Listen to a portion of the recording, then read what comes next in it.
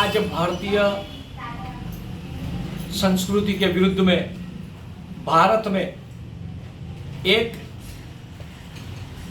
अयोग्य चर्चा छिड़ी हुई है। समलैंगिक विवाह होना चाहिए कि नहीं। मैं ऐसा मानता हूं, भारतीय संस्कृति में कहीं पर भी समलैंगिक विवाह का कोई बात नहीं आती है। भारतीय संस्कृति को बदनाम करने वाले तत्व लोग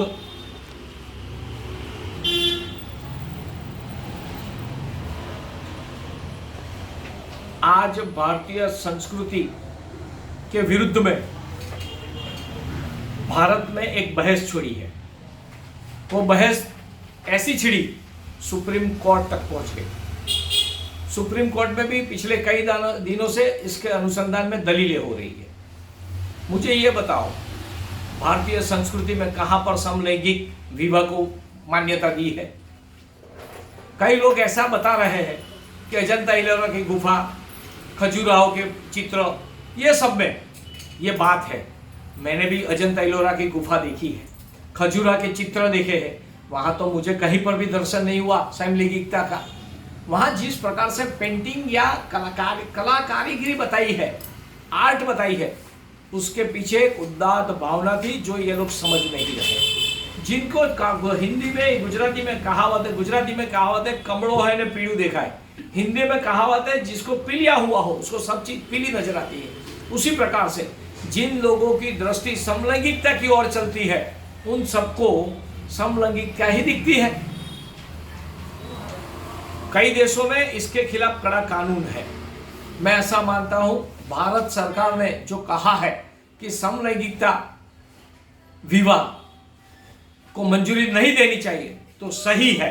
मैं भारत सरकार को खूब खूब अभिनंदन और धन्यवाद देता हूं कि भारत के समाज के लोगों की और भारत के ओरिजिनल कल्चर की भावना को ध्यान में रखते हुए भारत सरकार ने यह सुप्रीम कोर्ट में कहा है। सैल्यूट है भारत सरकार को। मगर जो लोग इसकी बात कर रहे हैं समलैंगिकता की, मेरे को बताओ कि कुदरत ने कहाँ कहा है? कुदरत के नियमों के अनुसार दो पुरुष और दो स्त्रियां क्या कोई जीव पैदा कर सकते हैं क्या? उनकी संरचना ही ईश्वर ने ऐसी बनाई है कि कतई संभव नहीं है। तो मेरे को यह समझाओ, आप और हम कौन होते हैं? ईश्वर की योजना को विरुद्ध जाने वाले, प्रकृति के नियम के विरुद्ध जाने वाले, निसर्ग के नियम विरुद्ध जाने वाले, कुदरत के नियम विरुद्ध जाने वाले। हमें यह सोचना चाहिए, सोचकर भारत की ये जो संस्कृति है उसको हनन करने का जो दुस्साहस कर रहे हैं उसको अटकाना चाहिए। हर एक भारतवासियों को, जिसको भारत से प्रेम है, जिसको प्रकृति से प्रेम है, सभी को बाहर आना चाहिए और ये समलैंगिकता के कानून की जो बात चल रही है उसके खिलाफ कड़ी से कड़ी आवाज उठाकर पूरे विश्व में इतनी आवाज गूंजनी चाहिए ताकि सुप्रीम कोर्ट को भी लोगों की भावना समझ में आनी चाहिए।